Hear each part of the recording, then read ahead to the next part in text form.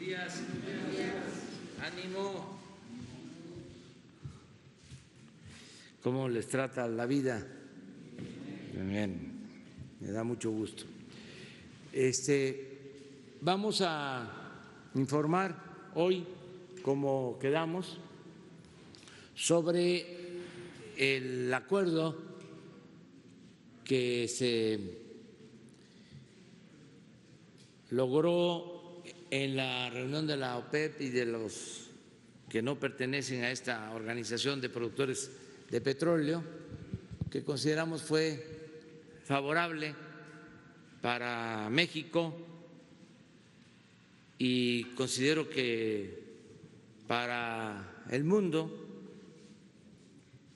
tanto para productores como para consumidores, porque se logra estabilizar y en el peor de los casos se evita la caída mayor en el precio del petróleo, lo cual hubiese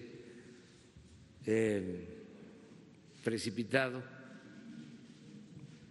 aún más la crisis económica mundial, hubiese provocado una mayor caída de la economía en el mundo, y esto no es bueno para nadie. Aprovecho para agradecer al presidente Trump por su intervención, porque fue una negociación bastante tensa. México fue la excepción en cuanto a reducción de su producción, porque apenas nos estamos recuperando de la caída que se venía registrando en la producción petrolera en los últimos 14 años. Todo el periodo neoliberal fue un rotundo fracaso en materia de política petrolera, porque primero había mucha producción y precios altos, llegó a costar hasta $100 el barril, y se derrochó el dinero que ingresó a México. Y luego, como se exprimieron los campos petroleros y se comenzó con la declinación, sobre todo de Cantarell, se empezó a caer la producción todos los años, y así recibimos nosotros la actividad petrolera, y con mucho esfuerzo desde el año pasado se detuvo la caída. Fue el primer año en 14 en que no disminuyó la producción, y con los campos nuevos, con inversiones especiales a Pemex, se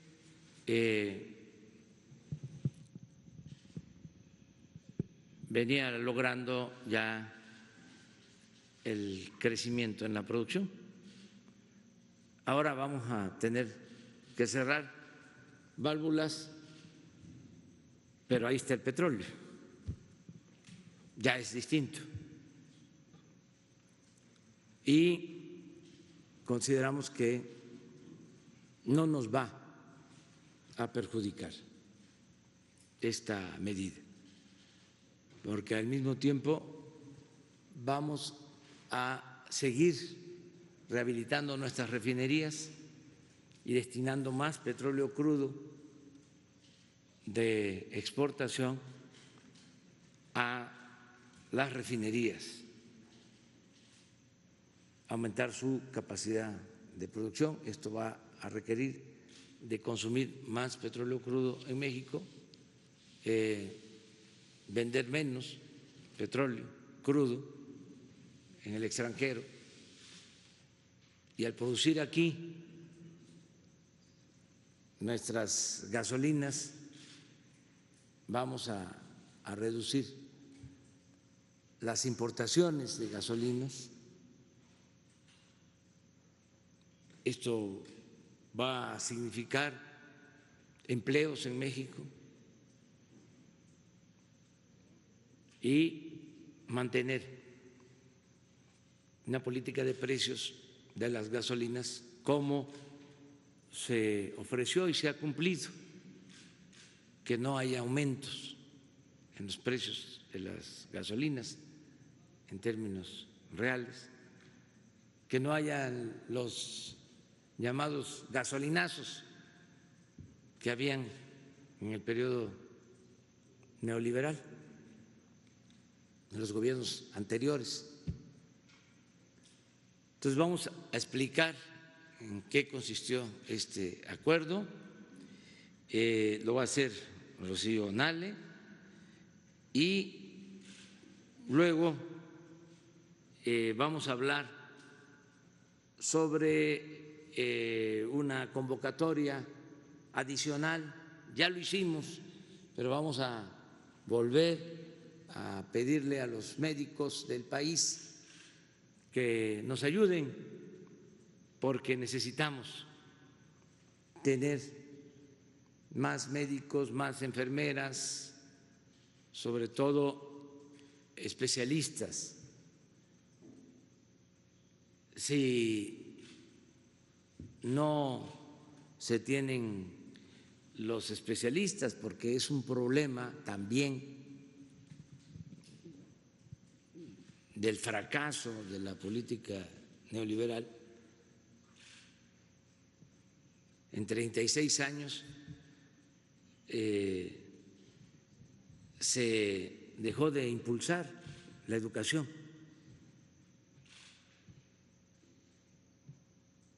Se rechazó a los que querían ingresar a las universidades, a las escuelas de medicina. Se limitaba el acceso y el resultado es que ahora tenemos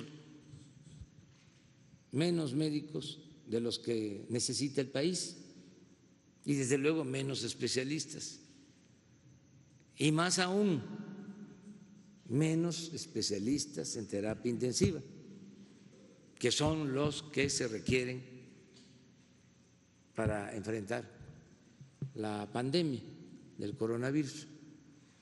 Entonces estamos haciendo todo un esfuerzo para que no nos falten los médicos. Se ha avanzado mucho a partir de la primera convocatoria. Se han inscrito como 14,000, ahora Alejandro Schwartz va a explicar. Ya se han contratado como 3,700. Se está llevando a cabo un curso de formación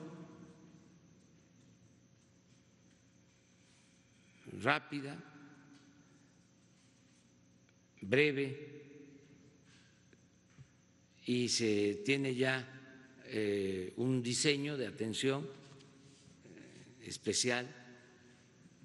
Quiero decirle a la gente que en los momentos más difíciles de la epidemia vamos a tener las camas, vamos a tener los ventiladores, los equipos y los médicos y las enfermeras, porque venimos trabajando desde hace mucho, a pesar de estas carencias estructurales,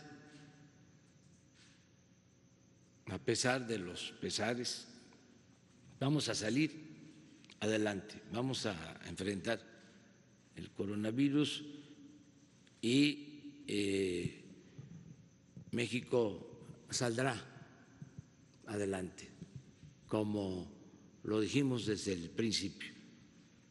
Ni el coronavirus, ni mucho menos la malaria, el paludismo, la influenza, la peste de la corrupción nos va a detener. La peste más funesta que ha padecido México, la corrupción. La vamos a desterrar. Ya comenzó la limpia de esa epidemia que había afectado mucho, un contagio bastante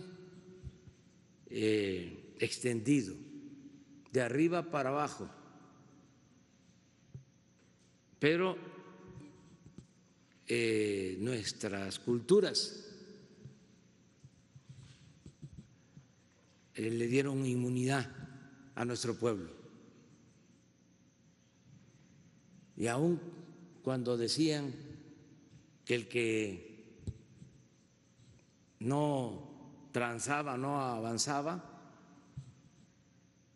aun cuando decían que la moral era un árbol que daba moras,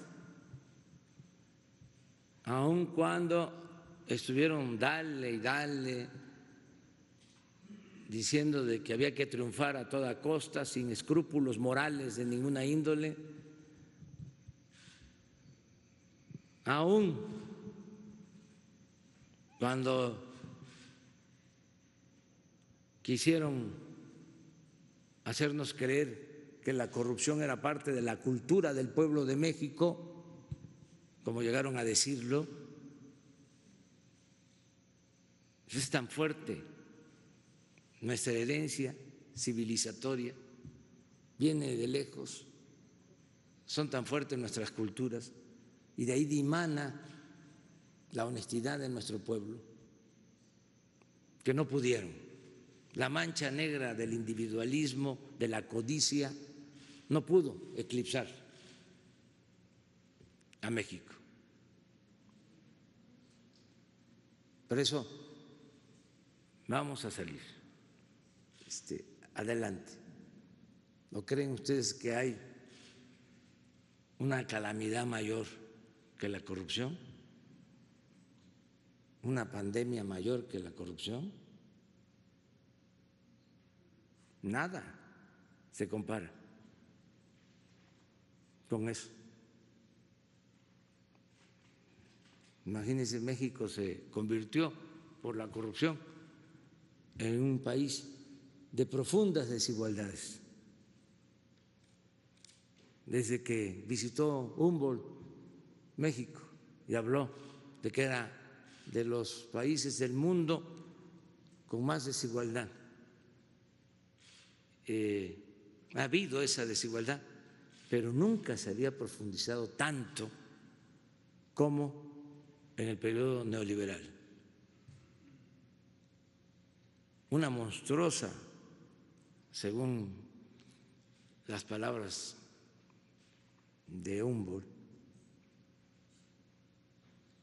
una monstruosa desigualdad económica y social que produjo la corrupción. Ya hemos hablado en otros momentos que antes nos decían en la escuela, en la universidad, cuando se estudiaba ciencias sociales, de que la acumulación de capital se producía por la explotación que hacía el burgués del proletario, que el dueño de los medios de producción explotaba al trabajador y se quedaba con una plusvalía una ganancia y así se iba acumulando el capital de unas cuantas manos y se empobrecía al pueblo. En el caso de México no fue así. Aquí la acumulación de capital se dio al amparo del poder público mediante la corrupción. Por eso a lo mejor en la academia, en las universidades, no se trató el tema de la corrupción durante todo este tiempo. Además, se soslayó porque no se consideraba un asunto fundamental. El cambio nuestro consiste precisamente en desterrar la corrupción. Si me preguntan, como lo decía yo en los mítines, díganos, a ver usted que ni siquiera habla de corrido, que está chocheando, como dicen mis adversarios, que arrastro los pies. A ver, díganos rápido, en lo que tarda parado en un solo pie, ¿qué es lo que propone? Acabar con la corrupción. Ese es el plan. Bueno, vamos a que Rocío nos diga qué pasó con la OPEP.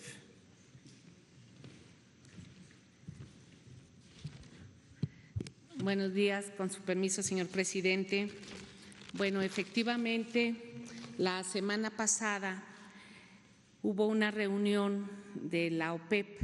México no pertenece a la OPEP. México pertenece a un convenio de colaboración que se firmó en el 2016 con el grupo que se llama OPEP, no OPEP, o ahora conocido como OPEP Plus. Y este convenio que se tiene con esta organización, pues es de colaboración para mantener los precios del mercado, para mantener los niveles de producción y como colaboración de todos los países. Esto es muy importante señalarlo. Por indicaciones del presidente, actuando México en una forma responsable, porque somos países productores, como muchísimos que no están en esta organización, que se llaman países externos, todos los países colaborando para estabilizar el mercado y sobre todo la crisis económica. Todos los países en el mundo, todos traen una crisis económica fuerte y países productores fuertes que tienen una producción alta traen una severa crisis económica. Nosotros somos productores y por instrucciones del presidente de la República, licenciado Andrés Manuel López Obrador, nos dijo, a ver, vamos a colaborar a nuestras posibilidades y así se planteó en la pasada reunión del 9 de abril en la OPEP, no OPEP. Primero partimos de lo siguiente. Ustedes aquí en la gráfica van a ver cuál es la demanda que se venía dando en el país de consumo, en el mundo de consumo de petróleo. En el 2018 traíamos una demanda de 98.84 millones de barriles por día. En el 2019 se llega a un pico de demanda de 99.67 millones de barriles. Y a febrero del 2020 hay una caída de la demanda de 10 millones de barriles. Todo esto es por la pandemia que hay, donde aviones dejaron de circular, vehículos en todos los países están estacionados, la movilidad bajó considerablemente, entonces no hay demanda de combustibles. Abril, más o menos, se calcula que son 16 millones de barriles menos que hay de demanda. Y vienen 2 meses muy fuertes, tanto en Europa como en América Latina, de movilidad por la pandemia, porque todo mundo está en sus casas, como ya aquí se ha explicado ampliamente. Entonces, la demanda energética baja considerablemente y con ello, pues el precio del petróleo entra a condiciones muy bajas y hay algunos países donde su extracción es muy cara y esto genera una crisis económica. En esta reunión de la OPEP Plus, o OPEP no OPEP, se hizo un planteamiento. Todos los países productores hay que hacer un sacrificio, hay que cortar producción. Algunos dicen, yo tengo para almacenar, pero su almacenamiento les va a dar solamente para mediados de mayo, cuando mucho. Después de mayo ya no van a tener capacidad de almacenamiento y van a tener que cerrar válvulas, sean empresas de Estado o sean empresas privadas. Este es un análisis económico en el contexto. Lo que sigue, por favor. Se llegó a el planteamiento es que en los 2 primeros meses todos los países pertenecientes a esta organización y a los que están adheridos al convenio, que son 23 países, hicieran una reducción del 23% de su capacidad. De México, ¿qué explicamos? Nosotros dijimos, cada país debe de hacer el recorte de acuerdo a su capacidad extractiva. No es lo mismo Arabia Saudita, que produce 12 millones de barriles al día, que nosotros que traemos 1.753.000 barriles por día. El porcentaje a nosotros nos afecta mucho económicamente y técnicamente. A Arabia Saudita, ellos fijan una reducción mayor por su porcentaje mayor. Por indicaciones del presidente y como ya se ha comentado, nosotros dijimos, podemos 100,000 barriles como colaboración al recorte mundial, porque no todos van a recortar menos nosotros, ¿no? México está en esa actitud y propusimos 100,000 barriles, quedando México, si ustedes ven la tabla de % de recorte, todos quedan con 23% y México queda con 6%. Hay 3 países que no traen ahí registro porque ellos, por ejemplo, hay un país que ya trae 1 millón de barriles menos de recorte por cuestiones geopolíticas que ellos traen. Esto se acuerda, fue una negociación larga, tuvimos que explicar el por qué, porque México traía un recorte, una declinación de producción acelerada desde hace años.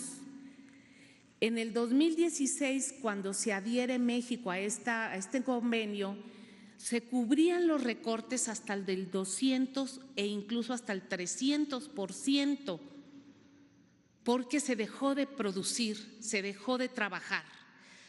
¿Qué les dijimos? A ver, nosotros en este año y medio hemos hecho un gran esfuerzo, primero por bajar, por parar la declinación. Segundo, una vez que se estabilizó, empezar la recuperación productiva que requiere muchísimo esfuerzo humano y económico. Y todos lo comprendieron, todos lo comprendieron. El presidente Donald Trump habló con el presidente Andrés Manuel López Obrador, como él ya lo explicó. Todos los países del mundo, todos preocupados, sobre todo los productores, por estabilizar el precio. Estados Unidos es quien trae más producción ahorita del mundo. Ellos traen 13 millones de barriles por día. Entonces, por supuesto, Estados Unidos había puesto en la mesa, porque él es del grupo externo, 1,5 millones de barriles. Y dice, para estabilizar esto, vamos Estados Unidos a poner 250,000 barriles extras para compensar lo que México no puede. Y esto se hace en el contexto internacional para cuidar el mercado petrolero. Nosotros en un momento dado no estábamos obligados a estar en esta reunión, pero somos un gobierno serio que cuando llegamos había este convenio ya firmado y nos hemos presentado en esa mesa con el convenio que se tiene firmado por gobiernos anteriores. El siguiente fue la segunda etapa de este convenio de julio del 2020 a diciembre del 2020, donde ya los países dicen del 23% vamos a reducir solo el 18%. Y en México nosotros dijimos no podemos hacer eso y recuperamos los 100,000 barriles y nos quedamos en 1,753,000, que es la tasa de referencia. Este fue el acuerdo más importante que se logró para todo este año, con el agradecimiento a todos los países, porque al final de cuentas todos los países integrantes mostraron su comprensión y su apoyo para México. Por supuesto, el agradecimiento que ya el presidente Andrés Manuel López Obrador dio al gobierno de Estados Unidos por asumir una cuota que se le estaba pidiendo a México, y por supuesto también al gobierno de Rusia, donde el presidente Putin hace un reconocimiento al esfuerzo que está haciendo México. Todo esto se logra hablando, explicando, diciéndoles cuál es la posición de México, hacia dónde vamos, cómo venimos, cuál es la política energética. Y todos estos países y los países externos pues tienen su propia política energética. Todos quisieran producir más, todos quisieran vender más, pero hoy el mercado mundial no tiene demanda.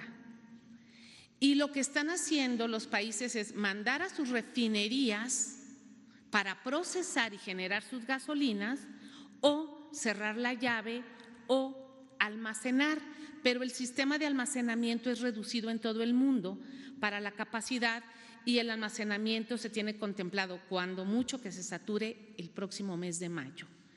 Esas son las condiciones del mercado, esas son las condiciones del petróleo y este fue el acuerdo que se logró en la convención OPEP-NOPEP, aunado con el apoyo que también se dio en la cumbre de los G20 de los ministros de energía, que va más o menos en este mismo sentido.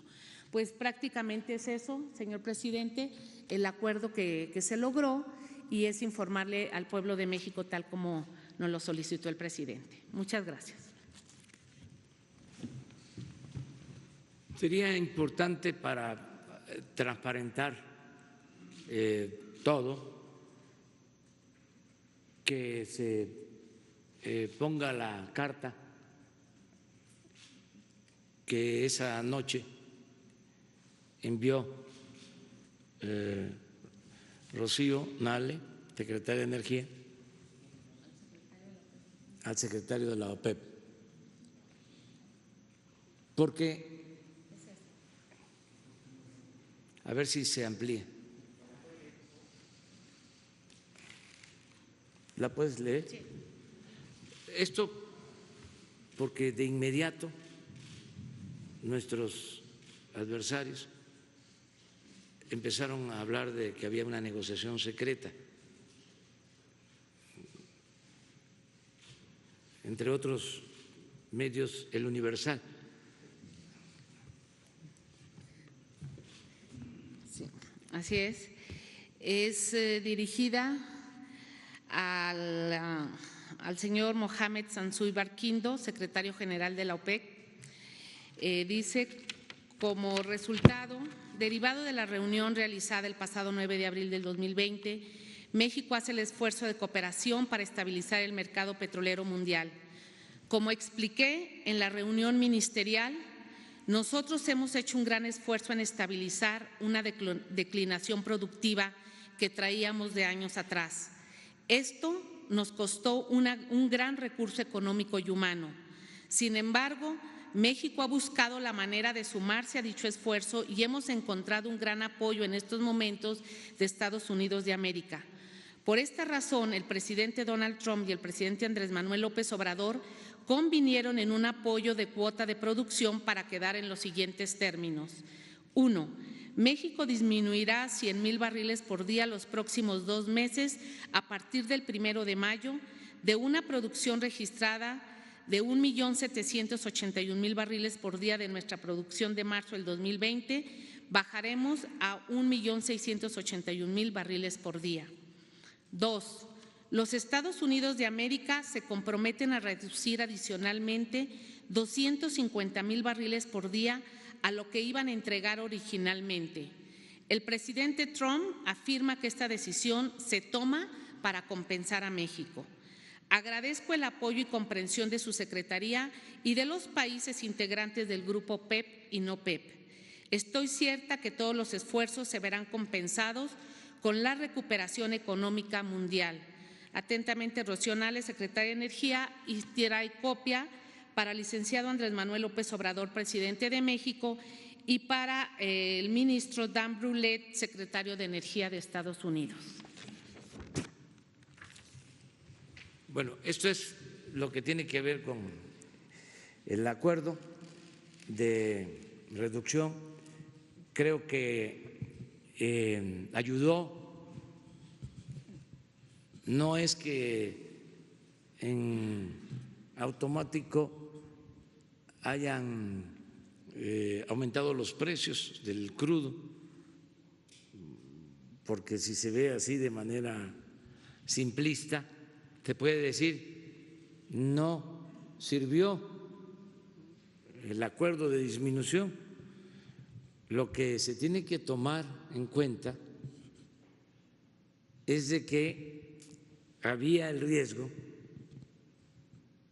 de un desplome completo de los precios. Eso es lo que se evitó mínimamente y se espera que haya estabilidad en el precio hacia adelante. Por eso, la participación del presidente Trump, por lo general, el gobierno de Estados Unidos no participa en estos asuntos. Siempre se esgrime que debe respetarse la ley de la oferta y la demanda, el libre mercado. Pero en esta ocasión creo que fue acertada la intervención del gobierno de Estados Unidos. Cuando menos esto ayuda a los productores, en el caso de Estados Unidos, a productores de Texas, a productores de Luisiana, Oklahoma, Alaska,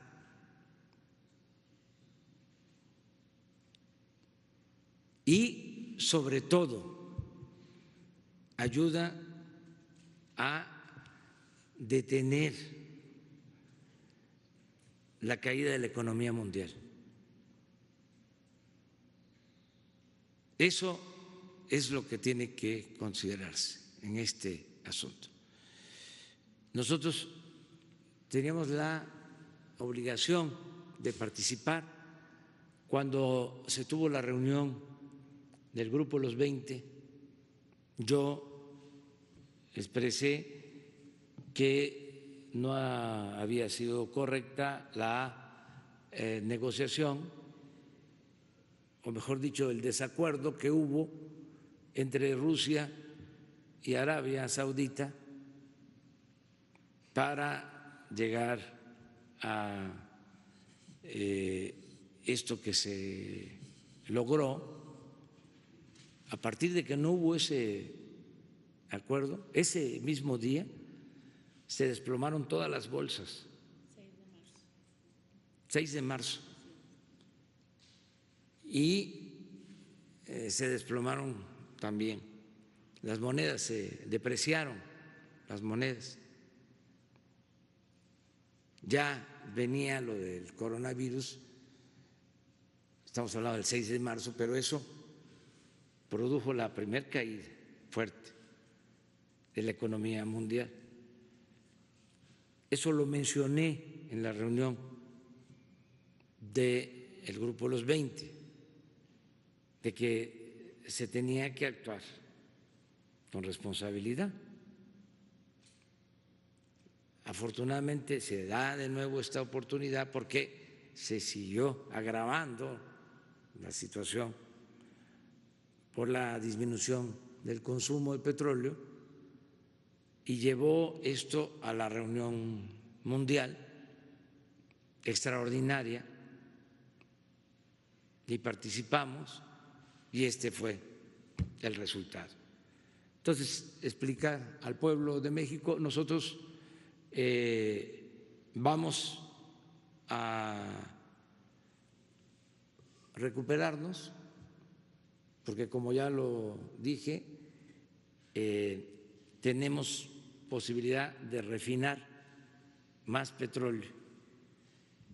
Empezamos desde el año pasado, así como se perforaron más pozos petroleros para extraer más petróleo crudo, así también el año pasado se invirtieron más de 10,000 millones de pesos en la rehabilitación de las refinerías que nos las habían dejado en situación ruinosa y las empezamos a levantar.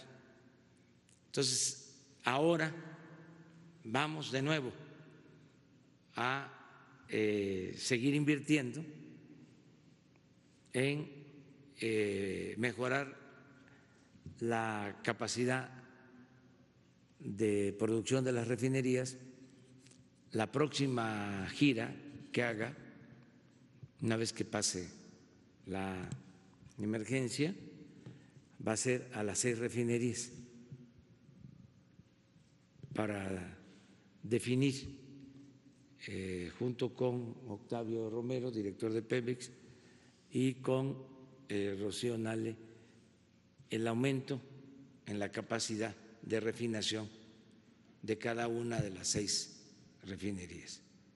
También esto nos lleva a reafirmar la necesidad de seguir construyendo la nueva refinería de Dos Bocas para ser autosuficientes, para buscar ser autosuficientes, no comprar las gasolinas en el extranjero. Muy bien. Lo segundo, si quieren, vamos al tema y luego vamos a los segundos. ¿De acuerdo?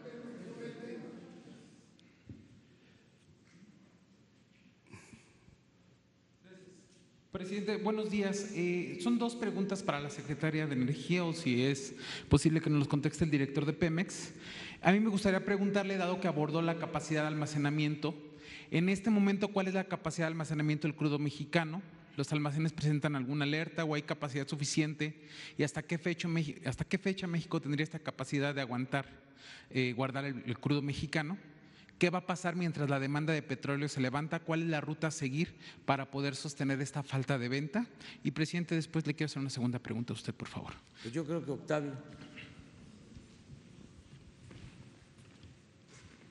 Con su permiso, presidente. Bueno, con relación a la capacidad de almacenamiento de crudo que tenemos en el país, alrededor de 11 millones de barriles es nuestra capacidad. Hoy la tenemos en la mitad, tenemos una capacidad de almacenamiento. Este era un problema que se venía teniendo en Petróleos Mexicanos durante muchos años, inclusive la falta de capacidad de almacenamiento obligó en varios años, sobre todo en los tiempos de los nortes, a cerrar producción. Durante todo el año pasado estuvimos trabajando mucho en la rehabilitación de depósitos, de las cavernas salinas, y hoy día, pues sobre todo ahora que están muy bien los tiempos, sobre todo en el mar, que es donde se exporta, pues tenemos una capacidad suficiente, es decir, para las condiciones que veníamos operando. Director de Pemex, de 11 millones de aquí a que de nuevo el mercado se levanta. Bueno, nosotros ahorita estamos vendiendo hasta el día de hoy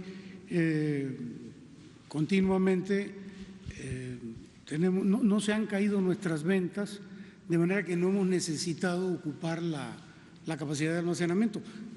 Siempre tenemos reuniones semanales para ir midiendo cómo va nuestra capacidad de almacenamiento y viendo con PMI que los embarques se hagan, que no se nos vaya disminuyendo la capacidad de almacenamiento, previendo lo que pudiera venir. Okay. Gracias. Presidente, la segunda pregunta tiene que ver como con las refinerías, que ya adelanto un poco que las va a visitar, pero si nos pudieran presentar o nos pudieran decir un adelanto de cómo se ha avanzado en la rehabilitación de las mismas. Ya nos las había comentado un poco la secretaria Nale hace 2 meses, pero ahorita sí ya hay un avance mayor en estas refinerías. Y es una pregunta también sobre el coronavirus a usted, presidente, sobre cómo le ha informado la Secretaría de Gobernación y el consejero jurídico sobre la preliberación de personas en situación de cárcel ante la pandemia del coronavirus. ¿Se acuerda que le pregunté este tema en la semana pasada? Sí. A ver si me puede compartir algo, por favor. Yo pienso que sobre este tema último, mañana informamos, porque sí pedí que nos dijeran cómo vamos. Es una iniciativa que enviamos, pasó de la Cámara de Diputados al Senado y está en espera en el Senado. Yo considero que la van a aprobar, tan luego reanuden sesiones. Presidente, pero ¿le preocupa la población carcelaria, la población en situación de cárcel ante esta pandemia? Digo, en la Ciudad de México la jefa de gobierno ha hablado de que ya se podría iniciar la liberación de personas de mayores de 60 años, de mujeres embarazadas. ¿Qué pasa a nivel federal, presidente? Estamos, bueno, no viene mal el que tratemos el tema, porque seguramente los senadores nos están escuchando, el senador Ricardo Monreal, para que se atienda esto con urgencia, que se apruebe esta ley de amnistía, porque va a beneficiar a adultos mayores, entre otros, y que pueden salir porque no cometieron delitos graves. Eso es lo que plantea la iniciativa. Entonces, ya por la edad que puedan salir, ojalá y se apruebe para que se publique pronto y ya podamos iniciar. Lo podemos hacer en breve si el Senado nos aprueba la reforma. Lo de la refinería, ¿lo puede explicar? La rehabilitación de las refinerías va aproximadamente en un 60% del programa que se le presentó al presidente el año pasado, a principios del año pasado. Prácticamente, como lo mencionó, pues se encontraron en un estado muy mal. Los almacenes estaban vacíos, no hay refaccionamiento. Pemex el año pasado hizo una compra de más de 10 mil millones de pesos de refaccionamiento para las 6 refinerías. Sus gastos de operación, donde incluye catalizadores, productos químicos, las normativas, todo lo que lleva una refinería, pues también ya se le empezaron a dar recursos. Aquí pongo, por ejemplo, un ejemplo. Para la refinería de Tula, sus gastos de operación eran 200 millones de pesos al año. Una refinería promedio en Texas, de la capacidad de Tula, su gasto de operación es de 3,000 a 4,000 millones de pesos. Entonces, traíamos un gasto de operación que los gerentes, que las personas que compran catalizadores, pues no les daba.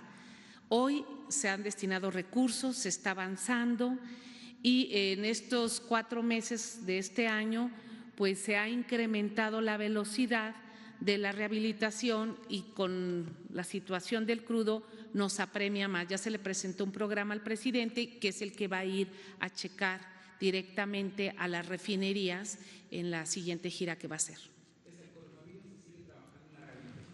Sí, por supuesto.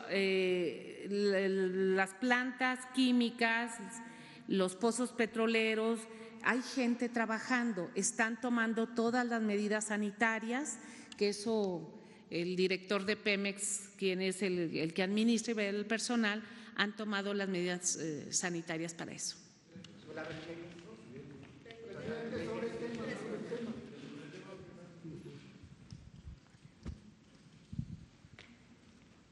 Buenos días, señor presidente. Eduardo Esquivel Ancona, Análisis Económico, Grupo SDP. Yo quisiera preguntar, tengo 2 preguntas. Una es, he estado viendo a los supuestos analistas del petróleo y hablan de una negociación secreta y que nos va a cobrar Trump no sé cuánta. Hacen, como decía mi abuela, las cuentas del gran capital. Uno dice que hasta 3,000 millones de dólares nos van a cobrar.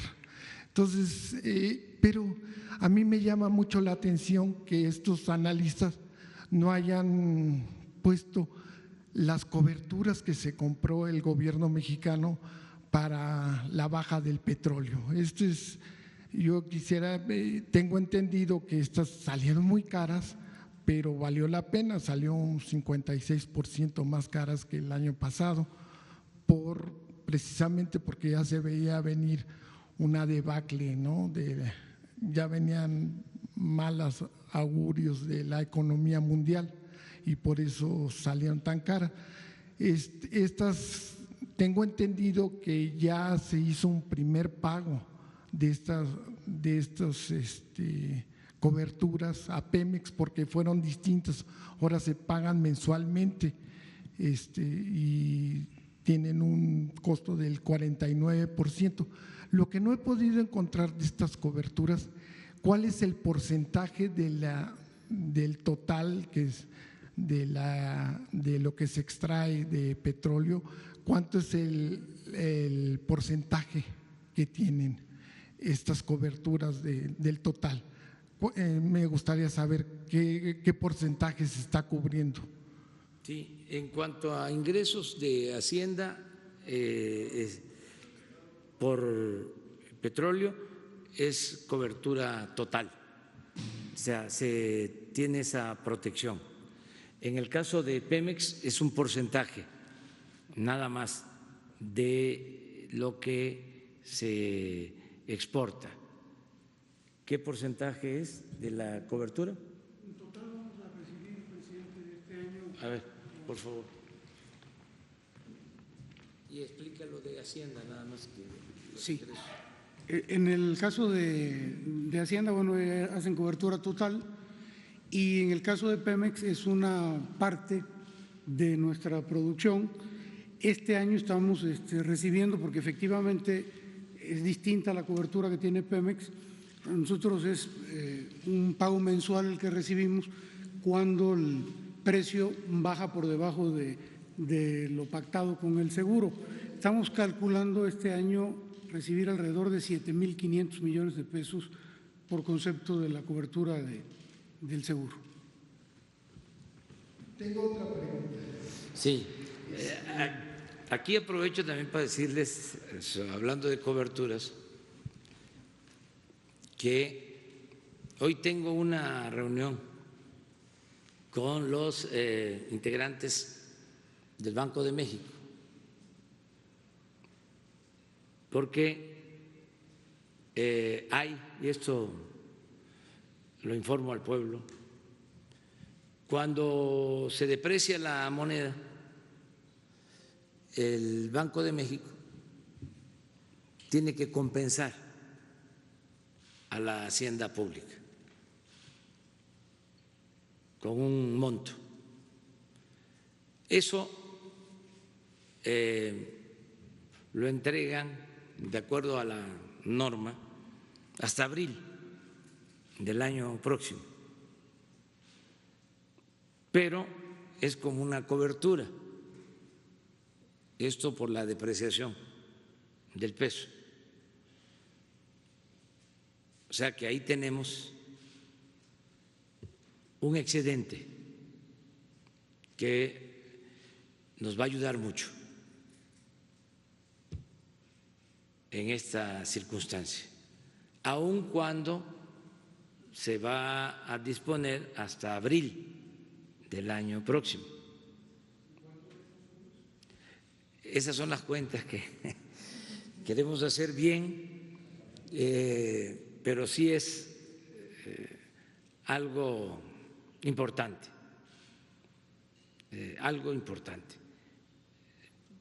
para que no nos aumente la deuda. Hemos tomado la decisión de que esos excedentes se destinen a pago de deuda.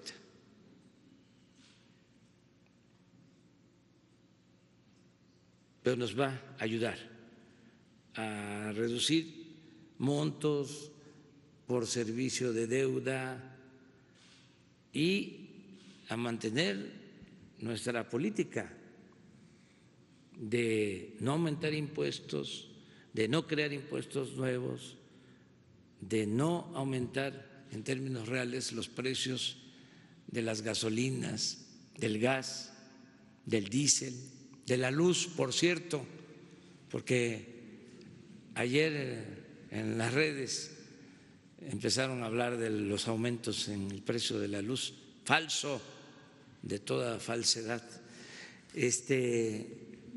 Son los traviesos que andan buscando confundir. Entonces, también hicimos el compromiso de no aumentar en términos reales la deuda. Y ahora, en esta circunstancia difícil, pues estamos haciendo todo un esfuerzo para que no aumente la deuda. Y esta cantidad excedente nos va a ayudar con ese propósito. ¿Ya? Quisiera hacerle otra pregunta. Las calificadoras Standard & Poor's y la otra Fitch bajó la calificación de Pemex a especulativa, a BB más, con tendencia a la baja. Entonces, esto no afectará las futuras bonos de deuda que emita Pemex, la empresa. No habrá un castigo más fuerte, que se pida más, que dé más Pemex para los inversionistas, más porcentaje. Esa sería la siguiente. Pues creo que no, porque el año pasado se hizo una renegociación de deuda en Pemex y disminuyó la tasa de interés. Incluso se amplió el término, el plazo de pago en Pemex. Entonces no creo que afecte. Por último, nada más quería decirle que nos juntamos un grupo de amigos, de economistas y de comercio exterior, y hicimos unas propuestas para la reactivación de la economía. Si usted me permitiera entregarlas. ¿Cómo no? Y muchas gracias. Sí, porque esto hay que sumar y hay que proponer, no nomás criticar. De acuerdo, muchas gracias. Muchas gracias. Mujer, compañero. Y falta otra compañera mujer. Ahí está, dos, ya para equilibrar. Buenos días, señor presidente. Berenice Telles, del Diario Nacional 1+1. El Fondo Monetario Internacional pues hizo un pronóstico de que el caso de México va a haber una disminución en la economía del 6%. Y bueno, en comparación ante la crisis, el caso de Italia va a ser del 9%. Entonces, no sé, ¿nos puede dar su opinión con respecto a esto? Pues yo creo que hay que esperarnos. Hay que actuar con mucha responsabilidad. Esto aplica para lo del precio del petróleo, aplica para la actuación de las calificadoras. ¿Cómo? Ya lo dijimos y lo repito,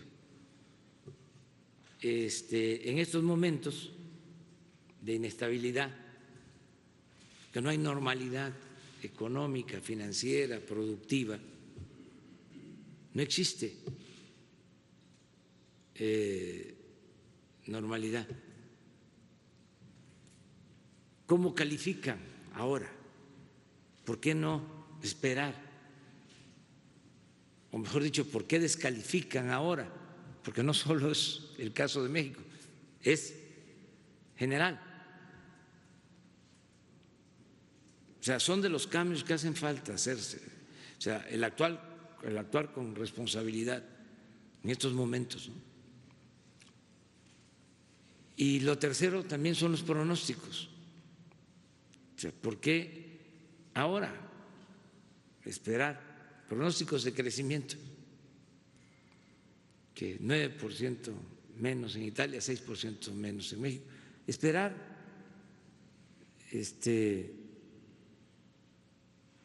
y tener confianza,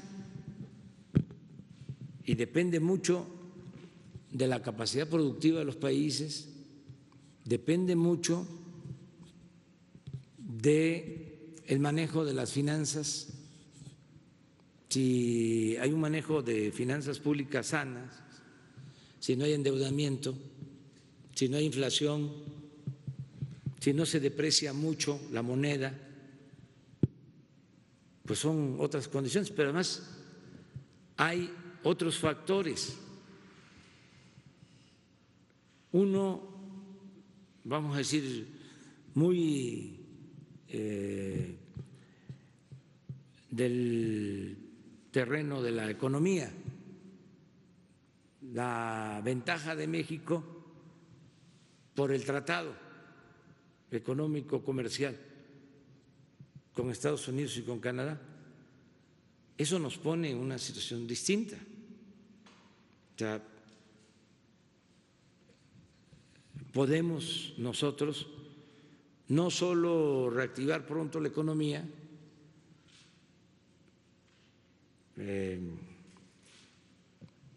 porque va a haber pronto también más demanda en Estados Unidos y nosotros tenemos en nuestra relación comercial un superávit con Estados Unidos, es decir, vendemos más que lo que compramos. Por eso es muy importante el tratado. Eso nos ayuda, eso no lo tienen otros países. Por eso los que quisieran que yo me peleara con el presidente Trump, pues se van a quedar esperando un tiempo, porque nosotros lo que buscamos es una relación de cooperación con Estados Unidos en beneficio de nuestros pueblos. Y esto lo demuestra. Entonces, esos son factores que hay que tomar en cuenta. Y otro que es todavía más importante, que no tiene que ver con los parámetros del modelo neoliberal, es la distribución del ingreso.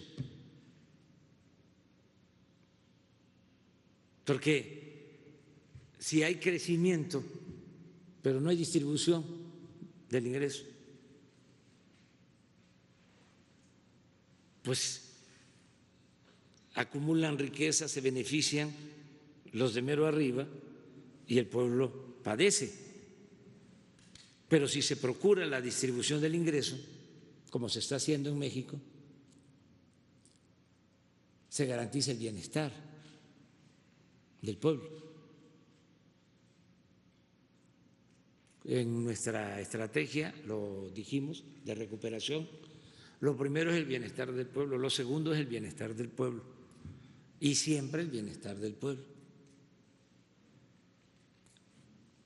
Terminando la etapa crítica de la epidemia, vamos a inyectar recursos